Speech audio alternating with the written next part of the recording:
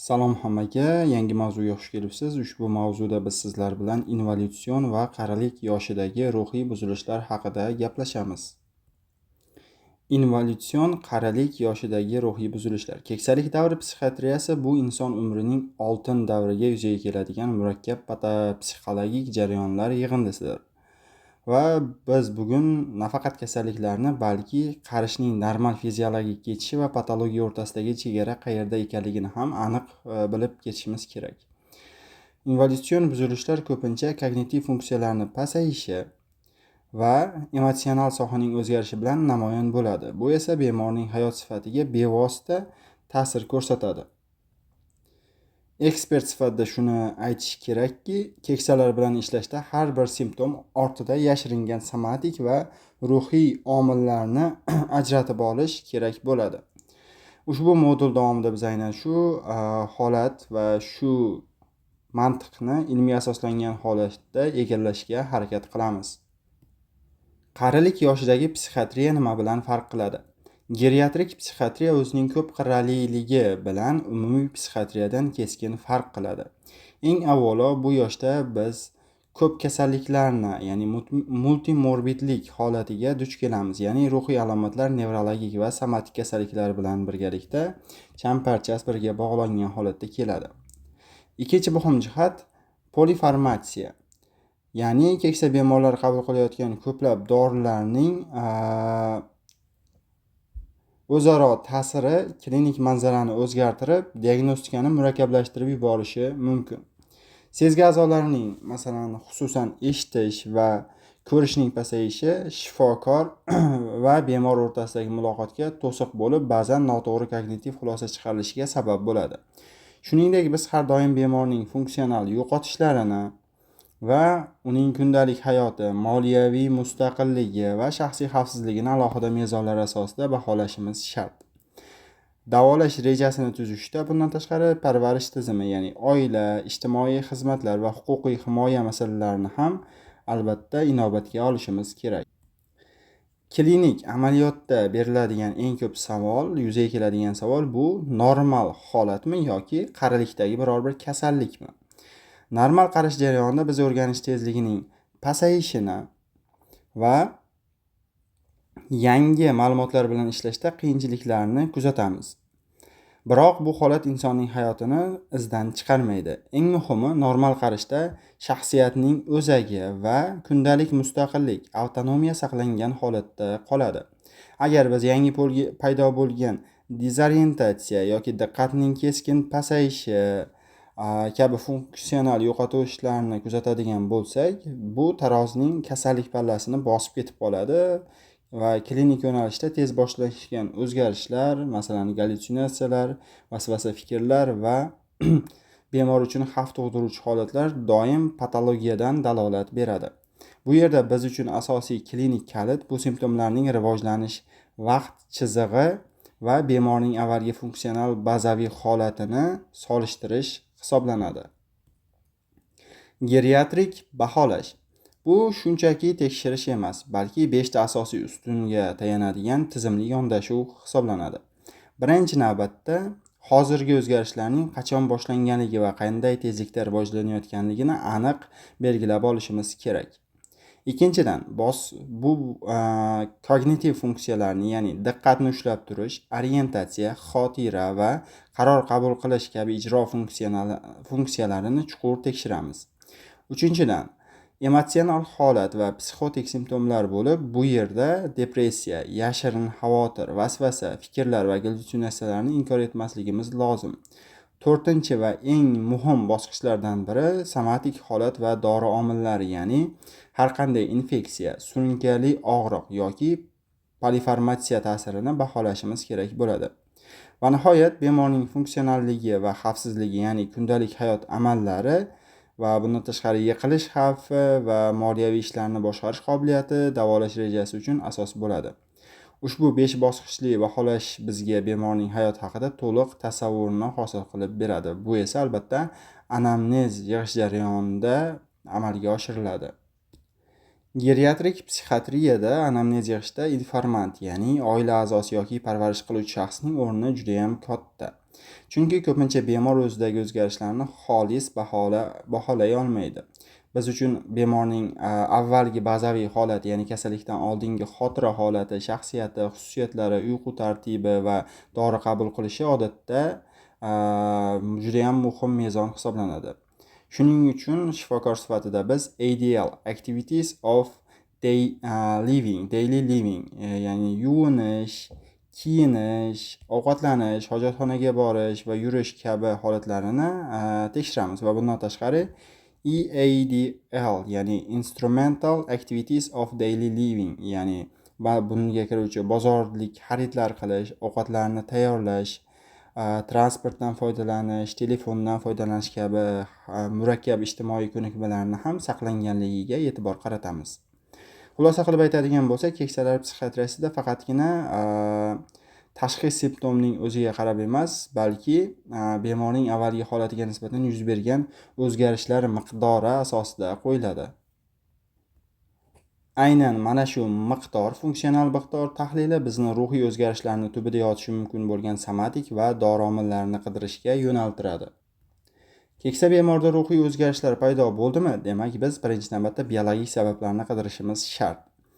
Ko'p hollarda siydik yo'llari infeksiyalari, yashirin pnevmoniya va kichik isitma ham og'ir ruhiy buzilishlarga sabab bo'lishi mumkin. Metabolik buzilishlar, gipoksiya, qondagi glyukoza, natriy va kalsiy miqdorining o'zgarishi, buyrak va jigar yetishmovchiligi miya faoliyatini bevosita izdan chiqaradi.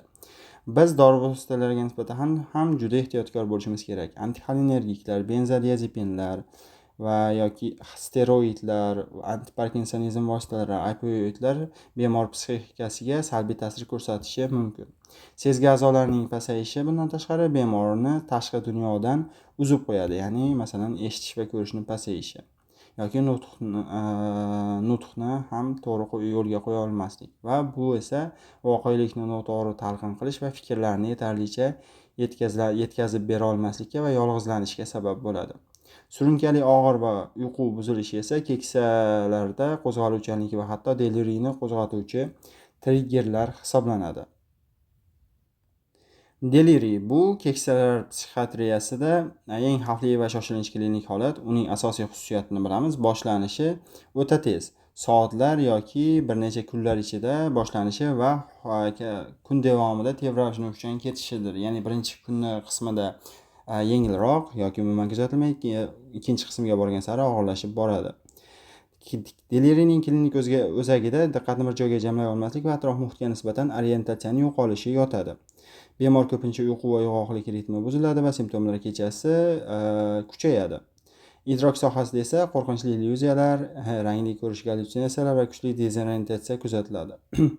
Biz uchun eng muhim qoida aniq tibbiy sabab topilmagunga qadar deliriy har doim hayot uchun xavfli shoshilinch holat deb baholaniladi. Lekin keksalarda deliriy har doim ham shovqinli va agressiv bo'lmaydi. Gipoaktiv deliriy deb ataluvchi sokin shakli ko'pincha depressiya bilan almashtiriladi. Bunday bemorlarda uyquchanlik, sustlik, kam gap bo'lib qolish va hatto ovqatdan ham bosh tortishlari mumkin. Bu esa diagnostikani qiyinlashtiradi. Ayniqsa demensiya bor bemorlarda eski pasayish ustiga yangi o'tkir buzilish qo'shilganda hushyorlikni oshirishimiz juda ham zarur. Yana bir qiziq tomoni shundaki, organizmdagi oddiygina kichik sabablar, masalan suvsizlanish yoki siydikni tutilishi, qabziyat yoki yangi buyurilgan dorilar yoki kichik past darajadagi og'riq ham deliriyni keltirib chiqarishi mumkin. Shifoxona muhiti, begona joy, kateter va harakatsizlik ham keksa miya uchun qo'shimcha stress omili bo'lishi mumkin.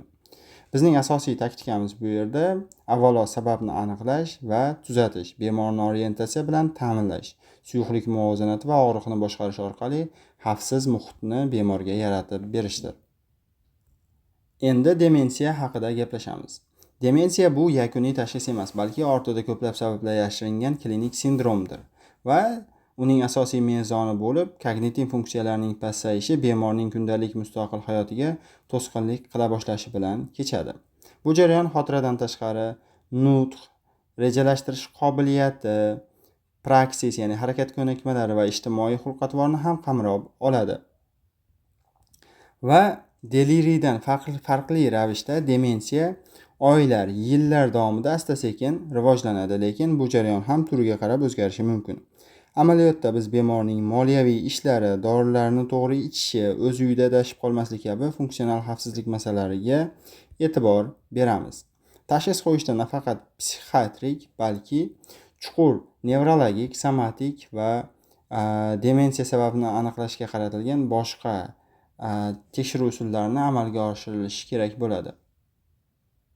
Demensiyaning to'liq ko'rinish shakllanishidan avval bemorlar ko'pincha oraliq holat deb ataluvchi bosqichni bosib o'tadilar.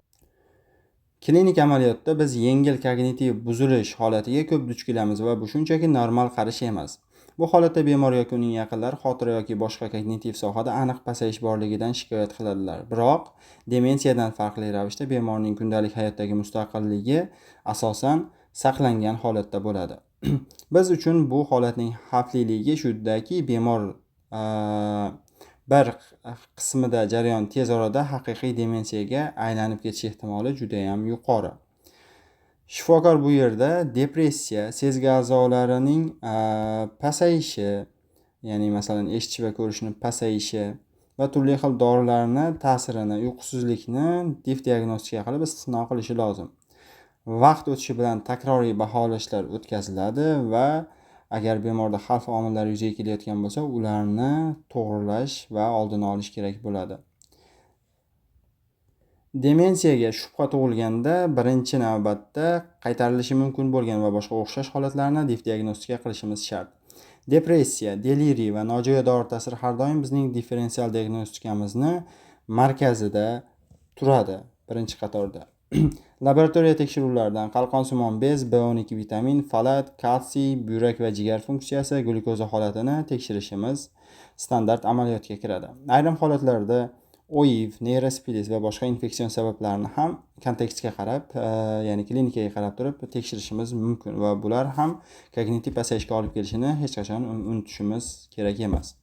Bemorning anamnezidagi bundan tashqari insultlar yoki bo'lmasam Parkinson kasalligi, o'tkazilgan bosh miya jarohatlari va epilepsiya tarix hujjatlari ham demensiya turini aniqlashda muhim ahamiyatga ega. Ko'pincha bemorning eshitish yoki ko'rish qobiliyati pastligi biz o'tkazgan test natijalari noto'g'ri ko'rsatishi mumkin eshitish ko'rish past bo'lganda va buni natijasida biz noto'g'ri tashxisga kelib qolishimiz mumkin. Shuning hisobiga ham doim biz sezgi omillarini hisobga olishimiz kerak. Ushbu bilimlarni hosil qildik. Endi biz demensiyaning eng keng tarqalgan shakli Alsgeymer kasalligiga chuqurroq kirib boramiz.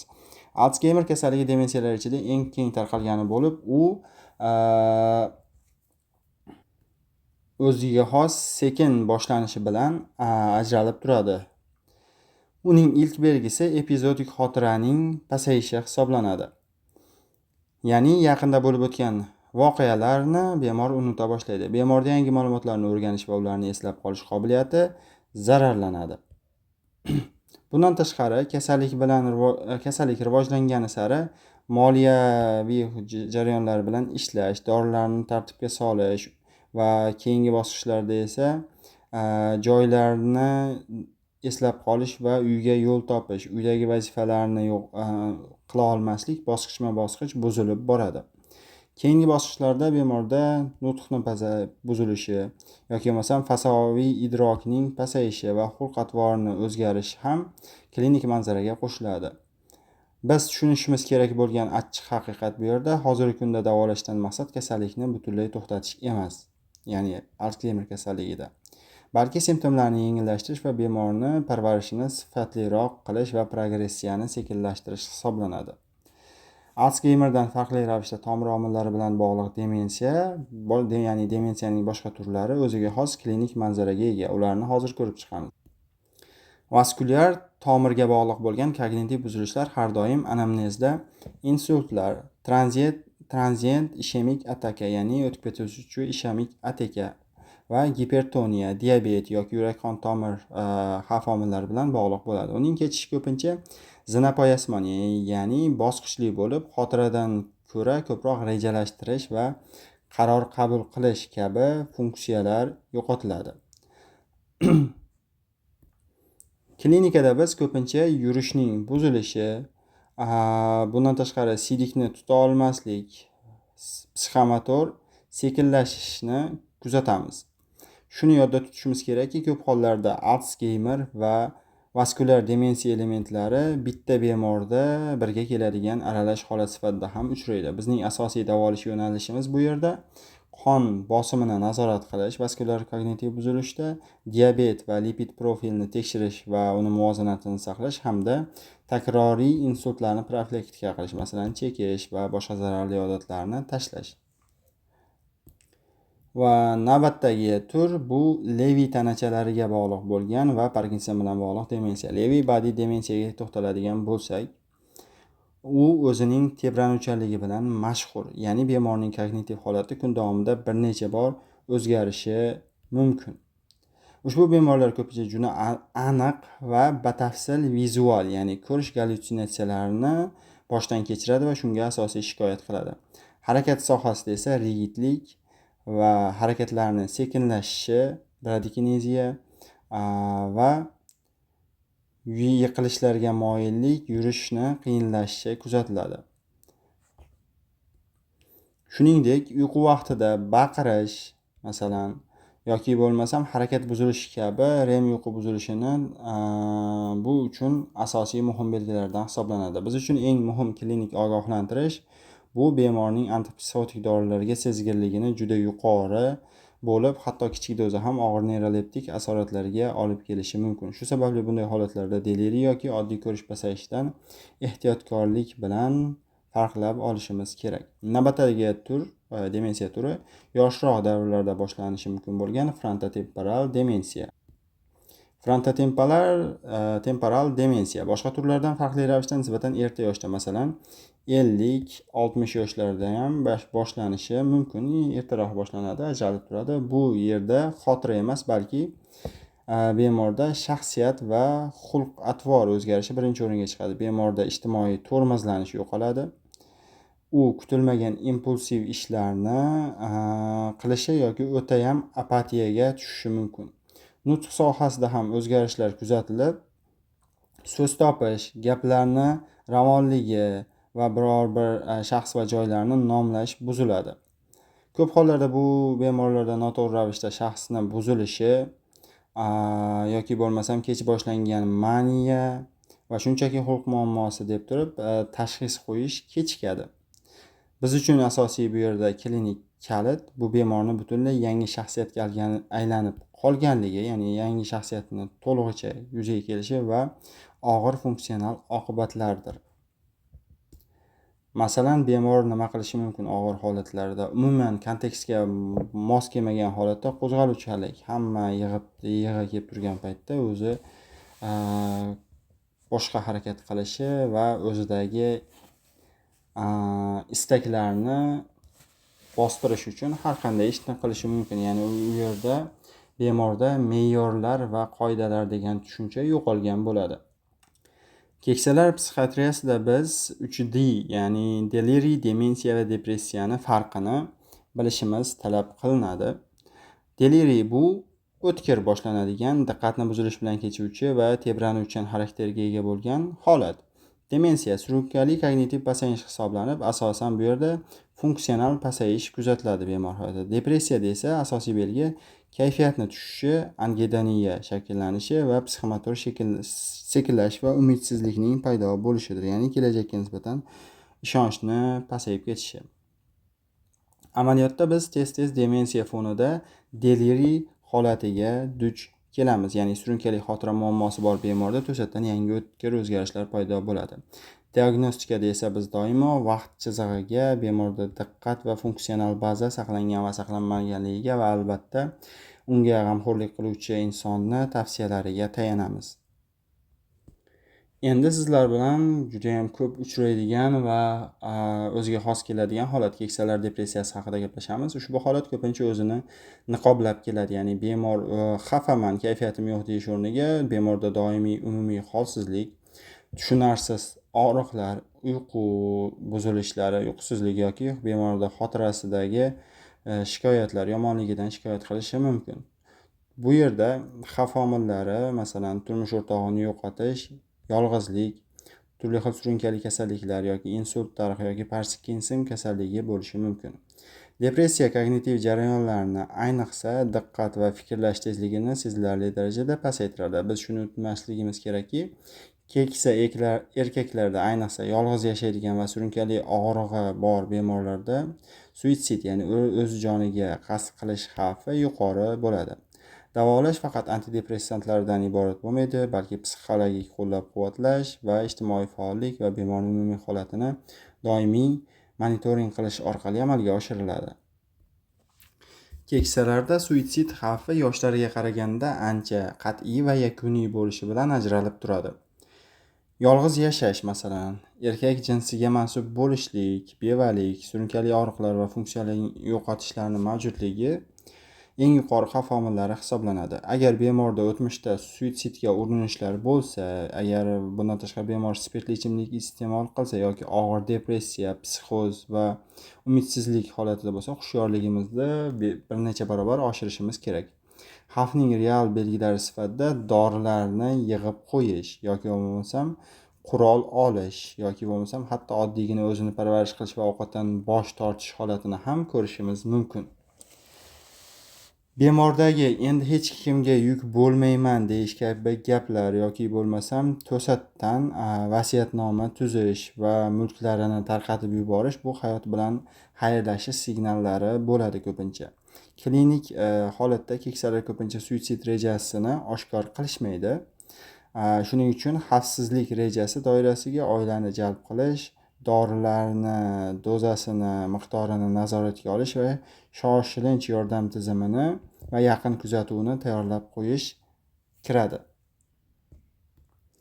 Keksalarga keksa bemorlarga dori buyurish bu xuddi minalangan maydonda yurishga o'xshab ketadi. Ya'ni organizmda juda ham o'zgarishlar katta va kichik bir o'zgarish ham boshqa bir nojo'ya ta'sirlarni keltirib chiqarishi mumkin. Farmakokinetik jihatdan o'zgarishlar, jigar va buyrak funksiyasi pasayishi, tana yog' to'qimasining ko'payishi va albumin miqdorining kamayishi dorilarni qonda uzoq vaqt va yuqori konsentratsiyada qolib ketishiga sabab bo'ladi. Bu toksiklikni chaqiradi. Farmakodinamik jihatdan keksalarning miyasi dorilarga o'ta sezgir bo'lib, hatto oddiy dozalar ham kuchli sedatsiya, o'rtastatik gipotoniya, antixolinergik effekt va yiqilishlarga olib kelishi mumkin. Bizning asosiy qoidamiz past dozadan boshlash va sekin oshirish va tez-tez bemorning holatini tekshirib turishdan iborat. Bundan tashqari polifarmatsiya muammosi mavjud, ya'ni bemor qabul qiladigan o'nlab dorilarni o'zaro ta'siri ko'pchilik yangi simptomlarni keltirib chiqaradi. Sababi bilamiz, keksa bemorlarda ko'pincha bitta sistema emas, bir necha sistemalar og'ir holatda bo'ladi va davolanayotgan bo'ladi. Shuning uchun biz doimiy ravishda EKG ko'rsatkichlarini, nojo'ya ta'sirlarni, elektrolitlar balansini va buyrak-jigar faoliyatini monitoring qilib borishimiz shart. Bundan tashqari, masalan, demensiyasi bor bemorni oilasi parvarish qiladi va demensiyasi bor bemorni parvarish qilish inson uchun og'ir holat. U doimiy uyqusizlik, moliyaviy qiyinchiliklar va kuchli emotsional charchoq bilan yuzma-yuz keladi. Shifokor sifatida bizning vazifamiz parvarish qiluvchiga kasallikning qanday kechishi, xavf belgilari va uydagi xavfsiz muhit qanday yaratish bo'yicha ta'lim berishimizdir unga. Parvarish qiluvchining o'ziga ham dam olish uchun imkoniyat yaratish kerak. Bu ishga boshqa qarindoshlarni yoki ijtimoiy xizmatlarni jalb qilish orqali amalga oshiriladi.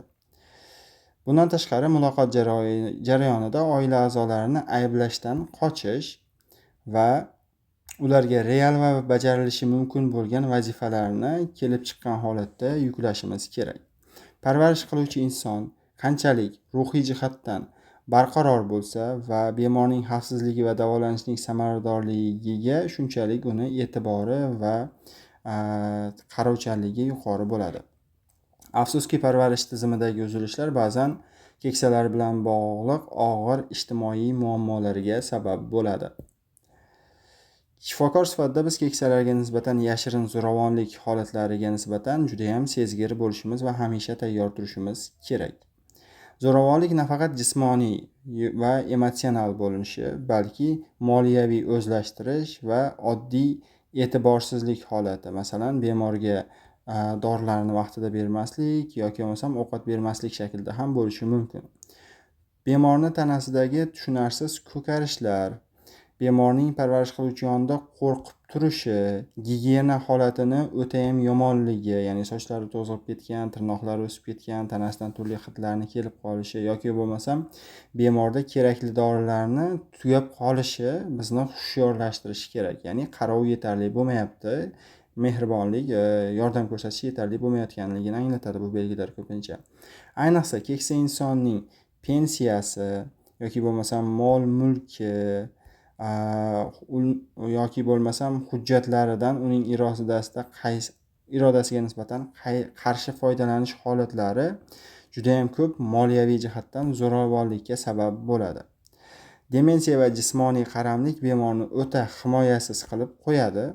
Bu esa parvarish qiluvchining charchashi bilan qo'shilib xavfni yanada oshiradi. Bizning vazifamiz bemor bilan maxfiy suhbat o'tkazish, barcha shubhali holatlarni kasallik tarixida aniq qayd etish va kerak bo'lsa ijtimoiy huquqiy organlarni jalb qilish orqali bemorni qo'llab-quvvatlashni, bemor parvarishini ta'minlab berishdir.